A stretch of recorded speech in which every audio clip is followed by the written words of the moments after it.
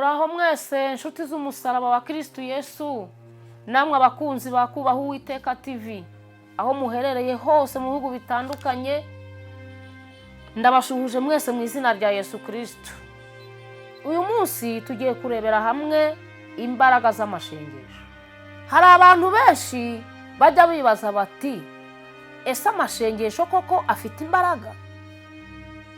Ese koko Imana irumva? Iratwumva iyo dusenze? Mu buzima bwa buri munsi duhura n'ibibazo bitandukanye: ubukene, indwara, ibigeragezo n'ibindi bidutera gucika intege. Hari igihe tugerageza gukoresha imbaraga zacu ariko bikanga. Aho niho dusobanukirwa ko hari imbaraga ziruta iz'umuntu. Izo nta zindi ni imbaraga z'amashengesho. Bibiliya itwigisha ko amashengesho atari amagambo gusa tuvuga, ahubwo ari uburyo bwo kuvugana n'Imana ishobora byose, tukaganira nayo kandi tukabasha guhabwa ubufasha bwayo. Uyu munsi rero turarebera hamwe amashengesho icyo ari cyo, impamvu afite imbaraga, n'ukuntu twayasenga kugira ngo tubone ibisubizo. Imbaraga z'amashengesho ni ubushobozi amashengesho afite bwo guhindura ubuzima bw'umuntu, kumuhuza n'Imana, kumuzanira ibisubizo mu buryo butandukanye. Amashengesho si amagambo tuvuga gusa, ni umubano uri hagati y'umuntu n'Imana. Amashengesho akora ibintu bitandukanye, ari mu ruhande rw'uyu mubiri, ari no mu ruhande rw'umwuka, ari bwo bugingo. Icyambere, amashengesho ahuza umuntu n'Imana. Iyo usenga uba uvugana n'Imana nk'umwana uvugana na se. Ibi bituma ubona amahoro, ukumva utari wenyine kandi ugakomera mu mwuka. Ayo magambo turayasanga muri Yeremiya ibice 33 umurongo wa 3. Haravuga ngo, ntabaza ndagutabara, nkwereke ibikomeye utamenya. Mu gihe usenga ugira ihishurirwa, kandi muri ya mashengesho Imana yumva icyo usaba, igahugukira kugutabara. Tugomba gusenga buri gihe dufite kwizera. Umumaro wa kabiri, amashengesho ahindura ibihe kandi akuraho ibibazo. Hari ubwo umuntu aba afite ibibazo byamunaniye, amashengesho rero ahindura ibibazo bisa n'ibyananiranye, kandi amashengesho arabihindura burundu. Abantu benshi batsinze ibigeragezo kubera gusenga. Nta kibazo na kimwe kijya gikomera ku Mana. Hari ubwo Abayuda bigeze bagira ikibazo gikomeye, bigomeka ku Mana, ndetse babona yuko n'Imana idahari. Bakora ibyaha by'uburyo butandukanye, Imana barayisuzugura. Icyo gihe hari hariho umuhanuzi witwa Eliya. Abirebye asanga ko abantu bagize umurengwe. Yaragiye abwira Ahabu ati, rero kubera ko mwagize umurengwe mugasuzugura Imana, nanjye ndategetse imvura izamara imyaka 3 itagwa. Imvura yarangije imyaka 3 itagwa, abantu ibyo bahinze barabimara, barya ibiti, barya amatungo, bagira no ku rwego rwo kurya abana babo no kuryana ubwabo. Urumva ko uyu muntu atabaga afite imbaraga baramuryaga. Nyuma yaho Eliya yarongeye arasenga, imvura iragwa. Haleluya! Nawe nusenga, ikibazo cyose uzaba ufite kizakurwaho, kuko nta kibazo na kimwe yagikomera ku Mana. Iyo dusomye mu Migani ibice 21 ku murongo waho wa 30, haravuga ngo, nta bwenge, nta buhanga byabasha kurwanya umugambi w'Imana. ayo magambo turasanga mu bami ba mbere ibice 17 n'ibice 18. urwo ni urugero rw'umuntu wasenze Imana, hanyuma ibihe birahinduka n'ubuzima burahinduka. Ibyari ibihe byiza ku bayuda byababereye bibi kubera yuko ibiryo byashize, imvura irahagarara. Ariko kandi Eliya yongeye gusenga, imvura irongera iragwa, cya gihe cyari kibi kirongera gihinduka cyiza. Nawe waba ufite ibihe bibi muri iki gihe mu buryo butandukanye. Ushobora kugira ibihe bibi mu mutima wawe, ushobora kugira ibihe bibi mu rugo rwawe, ushobora kugira ibihe bibi mu buzima busanzwe, ariko menya yuko nta kibazo na kimwe kijya gikomera ku Mana. Senga. Akamaro ka gatatu, amasengesho atanga imbaraga zo kwihangana. Iyo umuntu ari mu bibazo, amasengesho amuha imbaraga zo kwihangana no gukomeza urugendo adacika intege. Aha ngaha tubona ko Yesu nawe yageragejwe n'umwanzi. Igihe yari arangije amasengesho y'iminsi 40 atarya atanywa, Satani ngo yagiye amuhagarika hejuru y'urusengero, aramubwira ati simbuka wikubite hasi, kubera ko handitswe ko abamarayika barakuramira ibirenge. Kandi koko niko handitse. Hari igihe ushobora kutaba amaso, umwanzi akaza akakoshya aciye mu byanditswe. Ariko iyo wasenze, Imana iguhishurirwa ukamenya yuko ukubwira afite uburiganya. Aha ngaha Satani yagerageje Yesu kuko yarabonaga yuko amaze iminsi 40 n'amajoro 40 atarya. Aramubwira ati akirira ibuye ngaho rihindura umutsima. Ariko Yesu yaramushubije ati umuntu ntatungwa n'ibyo kurya by'inda gusa, ahubwo umuntu atungwa n'ijambo ry'Imana. Aha ngaha rero iyo umuntu ari mu bibazo, amasengesho amuha imbaraga zo kwihangana no gukomeza urugendo adacika intege. Yesu yatubereye urugero rwiza, ntiyacitse intege. Icya kane, amasengesho azana ibisubizo. Nubwo ibisubizo bitahita biza ako kanya, amasengesho atuma Imana ikora mu buryo butandukanye. Hariho abantu bamwe bahura n'ikibazo bakajya gusenga biyirije ubusa cyangwa batiyirije ubusa, akagenda yibwira yuko uko apfukamye imbere y'Imana arahakura ibisubizo. Ntabwo buri gihe rero ibisubizo bihita biza. Igihe kimwe Imana isubiza vuba vuba, ariko ubundi ugategereza. Kandi nawe uba ugomba gushyiraho intege ugategereza igihe gikwiriye. Ibyo turabisanga muri Matayo ibice 7 ku murongo wa 7. Amasengesho ahindura umutima w'umuntu. Ntabwo amasengesho ahindura ibintu byo hanze gusa, ahubwo anahindura umuntu w'imbere, akamukura mu bwoba, akamumara imibabaro, ndetse akamushyira mu byiringiro. Iyo umuntu asenga agira imbaraga, agira n'ubutware. Umwuka wera aramumanukira, imbaraga z'Imana zikamubamo, ijambo ry'Imana rikamuyobora. Rero iyo dusenze mu mibereho yacu isanzwe yo mu kazi, aho dutuye, kubona amafaranga, kugira inzu, kubona imyenda, iyo umuntu asenga, Imana ibasha kumuha imigisha, akabaho neza mu ruhande rw'umubiri, ariko no mu ruhande rw'umwuka. Umuntu arahinduka, imico mibi ikagenda, umuntu agahinduka muzima, ububi bukakurwamo. Amasengesho afite imbaraga zo guhindura umuntu mu buryo busanzwe bw'imibereho, ariko akanahindura umuntu mu buryo bw'ubuzima bw'ubugingo.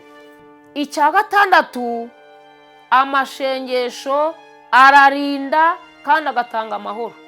Iyo usenga wiyegurira Imana, Imana ikakurinda ibibi. kandi ikaguha amahoro arenze uko wabyumva.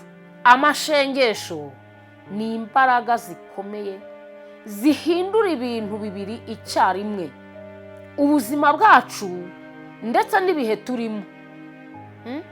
Iyo usenze Imana ibasha kuguhindura ubwawe, igahindura n'ibihe wari urimo. Haleluya, haleluya. Nusoma mu Bafilipi ibice 4 ku murongo wa 6 n'uwa 7, urahasanga yuko Imana ibasha guhindura umuntu, igahindura ubuzima bwe, igahindura n'ibiharimo. Tugiye kurebera hamwe ingero z'abantu basenze Imana bagatsindishirizwa. Umuntu wa mbere ni Daniyeli. Daniyeli yasengaga 3 ku munsi, n'igihe byari bibujijwe Daniyeli ntiyabiretse, kandi Imana yaramurinze imurindira mu rwobo rw'intare. Nusoma muri Daniyeli ibice 6 urasanga yuko hashyizweho itegeko ry'uko mu minsi 30 ari nta muntu n'umwe uzasenga Imana cyangwa ibindi bintu, ahubwo ko bazasenga umwami Nebukadineza. Hanyuma Daniyeli we ntabwo yari gusenga umuntu kuko yari umuyuda. Abayuda bwari ubwoko bw'Imana bwatoranyijwe, ntabwo bwagomba gupfukamira umuntu. Ni nako itegeko rya mbere rivuga, ndavuga ngo ntukagire izindi mana mu maso yanjye. Daniyeli rero yabonye ko ibihe bikomeye, amaze kumva ko bashyizeho itegeko ryo kudasenga izindi mana uretse Nebukadinezari, we niba yasengaga rimwe abigira 3.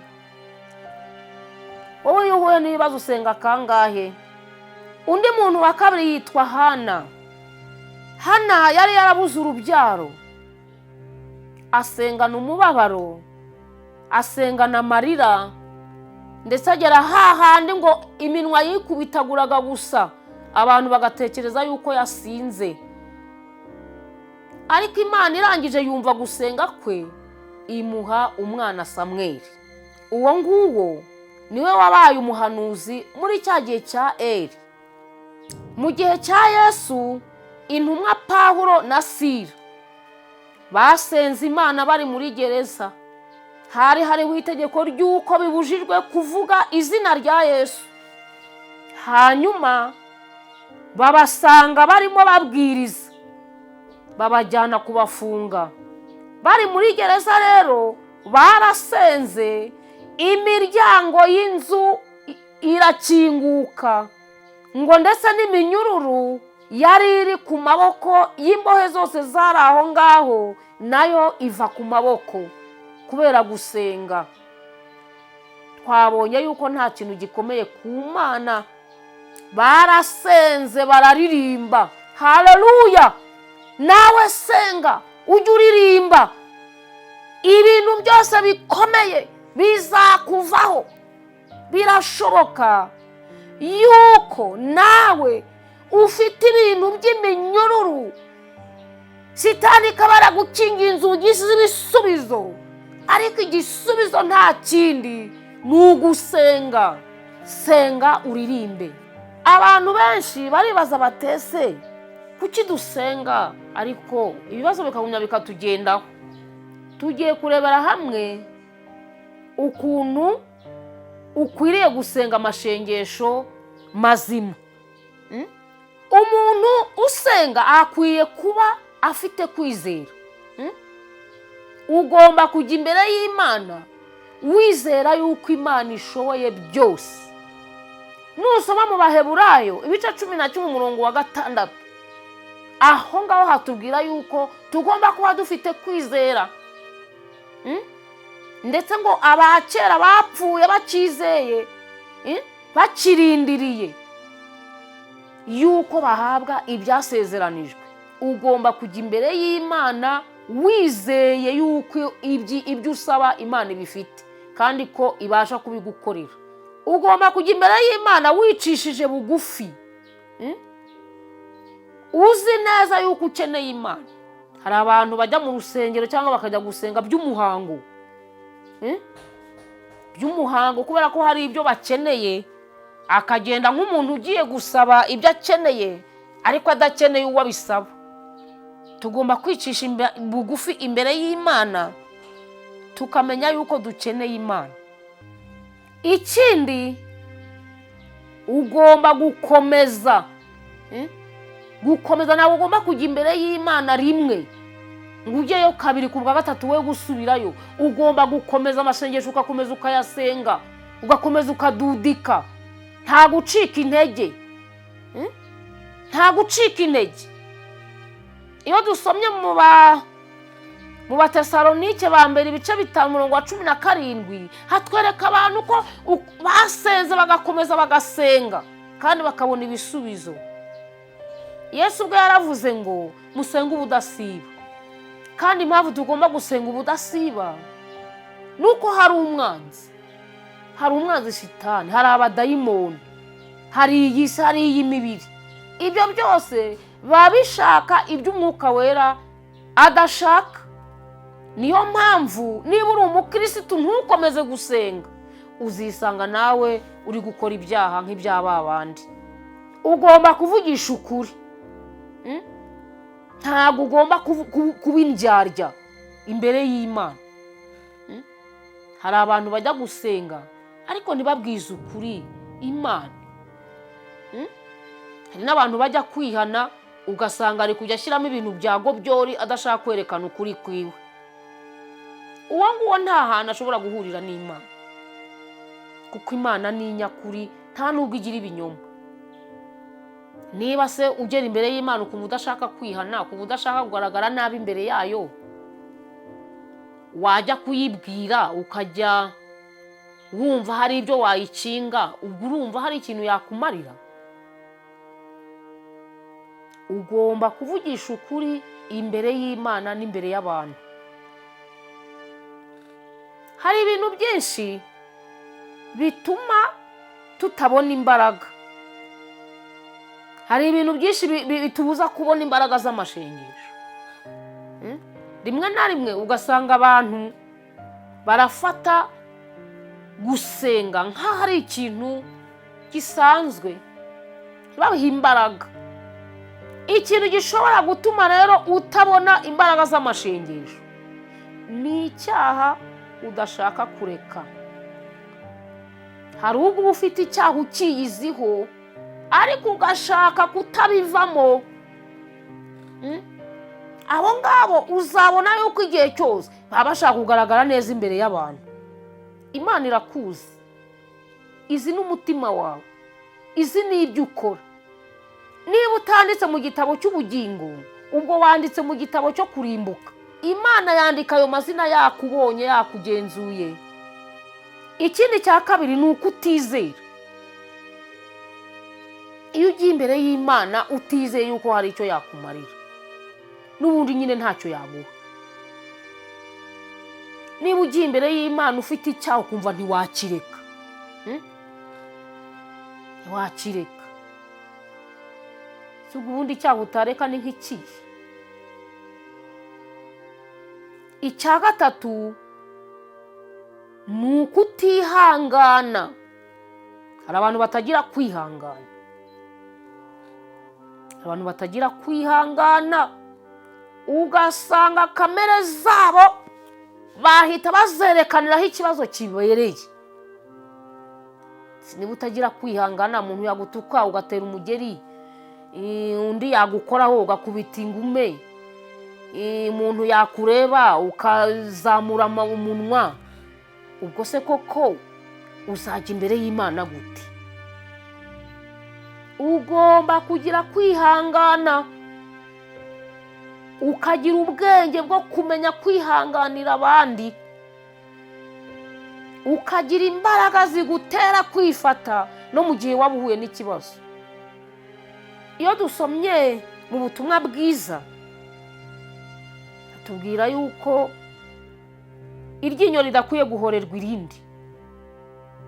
Iryo ni ijambo rikubwira ko ugomba kwihangana uko byasa kose kandi ukanababarira. Ikindi ni ugusenga ushidikanya.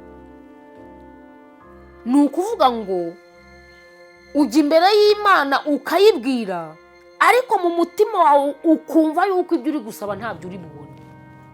Amasengesho ntabwo ari amagambo gusa, ahubwo ni imbaraga ihindura ubuzima ku muntu ubikora neza, ku muntu usenga neza, ku muntu wihaye Imana. Amasengesho ni imbaraga ihindura ubuzima, kandi ihindura ubuzima bw'imibereho yo mu buryo bw'umubiri, hanyuma agahindura n'imibereho yo mu buryo bw'umwuka. Iyo umuntu asenze neza kandi akizera, Imana irakora. Imana irakora igahindura ibibazo, igatanga amahoro, igakingura inzira. Ese nawe uri muri ba bandi bibaza ngo ese koko Imana irumva?